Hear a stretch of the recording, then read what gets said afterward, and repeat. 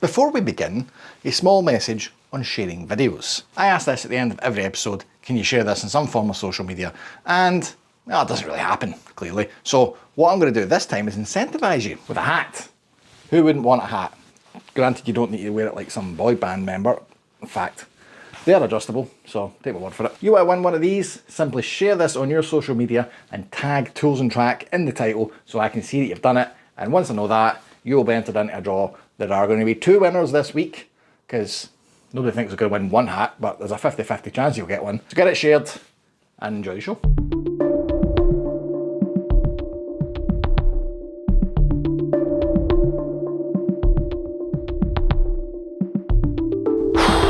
Welcome back to Tools and Track. So in the end of the last episode with the Locost, we made it run and drive, which was positive. However, it also unveiled a whole raft of issues. And don't worry guys, I've got even more since reviewing those issues to tell you all about today. So, running from the top, things we're going to look at in this episode: the brakes. We need to bleed them, clearly. We also need to adjust the handbrake in the back, clearly, because none of it really works that well. Engine, yes. Also, why is it squint? Right, eagle-eyed viewers will have spotted this in the last episode, but allow me to explain to those who didn't catch it. The whole car is sitting like this, and it's not because of my fat arse, because I'm not actually sitting in it.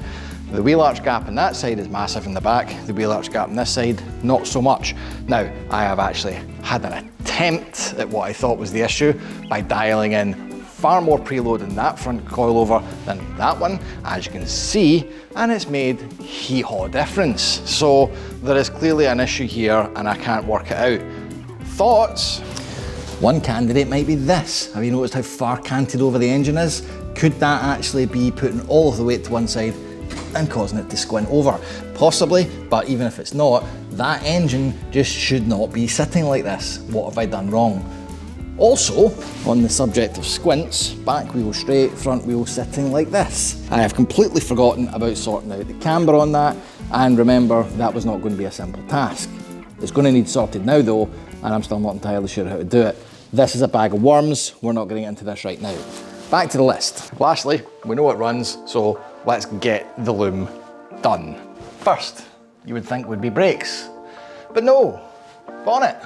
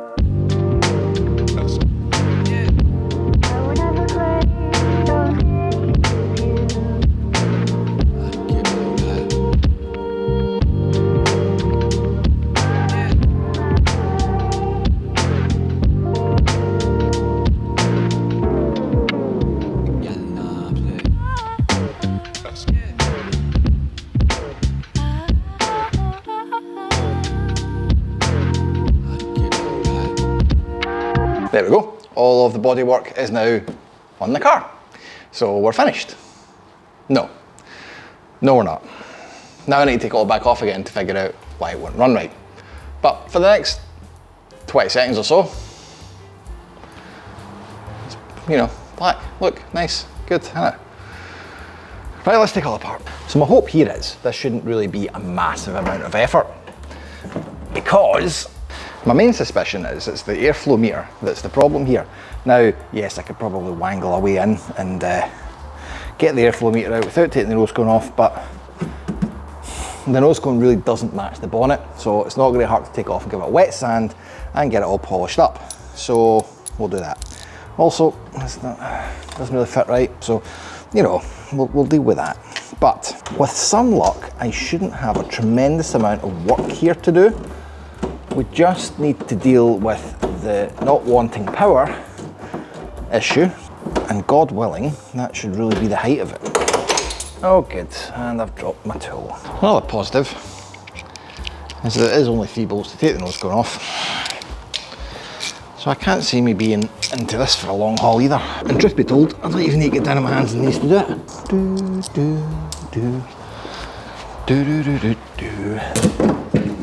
So that leaves me with access to this. Now the reason I wanted to have a look at this is because, as I said earlier on, I have what might be the 99-2000 airflow meter on here. If that's the case, it's never going to run right. So let me just do a quick Google online and check what they should be. And an FS1E is what you want for the VVT. So that's not my answer. You can't blame me for shooting for an easy win. If it was that, would have been happy and quids in, but clearly there's a deeper issue here. Now, bear in mind, this engine is entirely unproven. This came out of a donor car 4 years ago, and I've not really kind of looked inside it since. Now, I'm assuming here that the alternator's fine and all the other sensors are fine. I've got no idea if that's the case or not.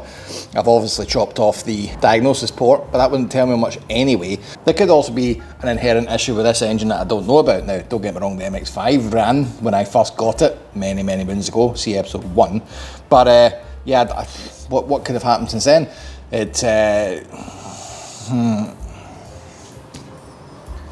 In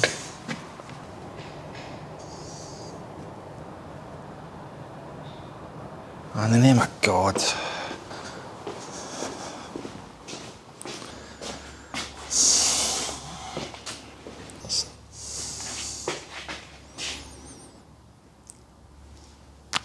How many other people missed that one?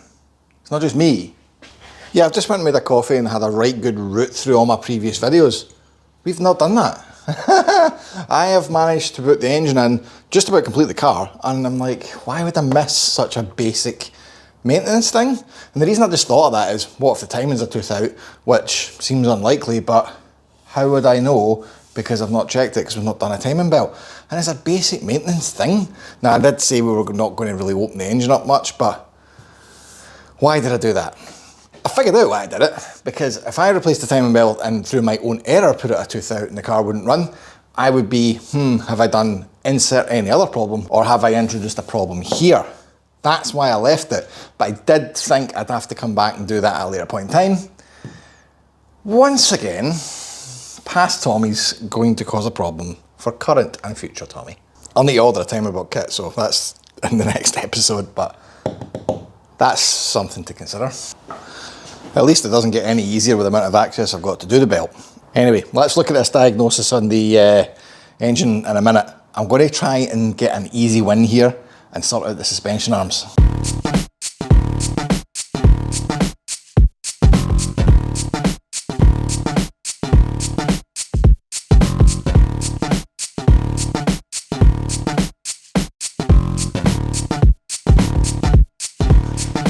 So the further down the rabbit hole of these rack extenders I go, the less keen I am to use them. And the reason for this is something I'm not really happy admitting to, but I'm going to, because full disclosure is a big thing on this channel.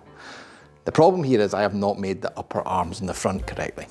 Now, that's a hard thing to admit considering the amount of effort and time and measurement we put into it, but every time I'm trying to dial out suspension in this, it's wrong. And it's not just wrong to what the book plans would be, or to the uprights, or to anything else, and the suspension geometry. It's actually wrong to each side. So I have more or less dialed out to 0. There's not much adjustment for negative camber, but there is 0 on the passenger side. And I can't get the driver's side to do the same. And it's to the value of like 5 degrees out, and I'm out of adjustment. So there's a clear mismatch between these two arms. And it's the arms, it's nothing else, because obviously if the arms matched, then so would the rack extenders, which are machined perfectly and everything else. So I need to own that, and we do need to come back to the arms and properly address this, but it's not going to be today. What we're going to do at the moment is get this car ready to drive. When it's IVA time, we'll get into this properly. But for now, this is my solution. The concept for anyone just picking this up as of today, as opposed to anyone who's watched all of this guy and this adjustment nut here they have to clamp together. This thread and this are one part. So when these clamp together, that should clamp down on the arm and leave all of this as adjustment in and out for camber. The problem I have is that is butting up against this fully, and this shortened upper link is butted into this. Now there is obviously a hole here. It goes in here fully, and we have zero available space for any further adjustment. Now that is a problem, because if I was to put it on like that, we'd have about 42 degrees of positive camber and a deadly car. The best I can get with this setup is to have 5 degrees of positive camber.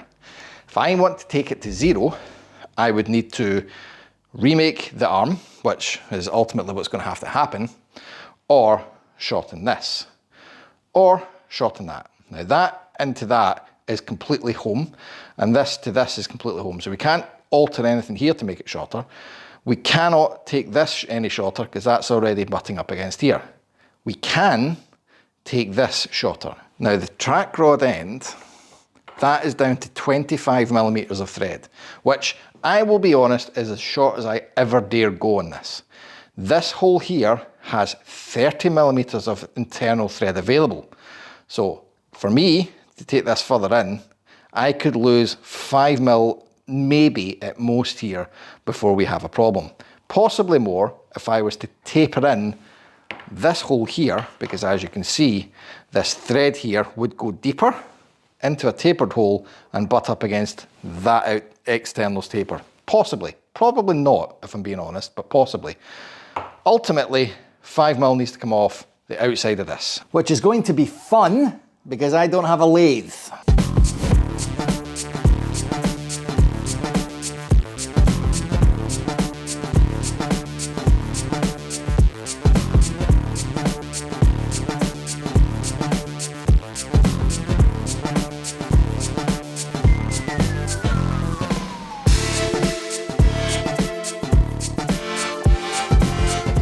Right, so I put it back on, and I'm pleased to say it hasn't actually worked at all, because looking at it there, we've went from, I don't know, 5 degrees to 2.5. Positive. Positive, not 2.5 negative, 2.5 positive, right?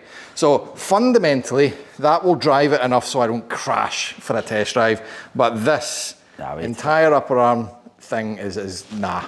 We need to just make new ones, don't we? Just, there's something not right there. I'm going to take them off. Ultimately, I'm not getting to just ignore this. We are going to find out why that's so humped, because it is worrying me that it might not even be the arms.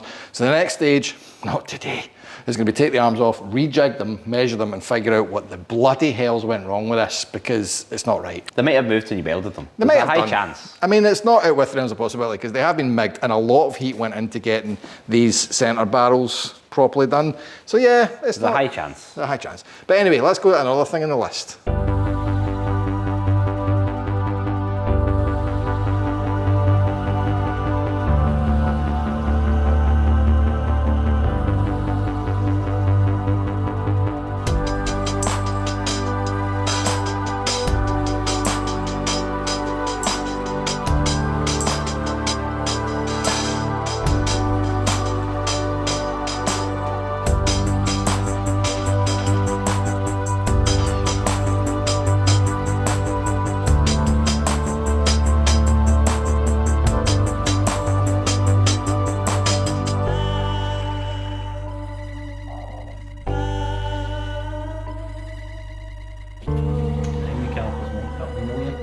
Just once, Brian. Just once.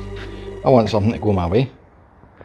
Go and demonstrate with a wee bit of the foot action. So we were in the process of bleeding. I'd managed to get one done. Just you'll be able to push it with hand. Right, go on. Demonstrate. Yeah. There it goes. Absolute seal failure. And we have done 0.003 of a mile on these brakes. Marvellous.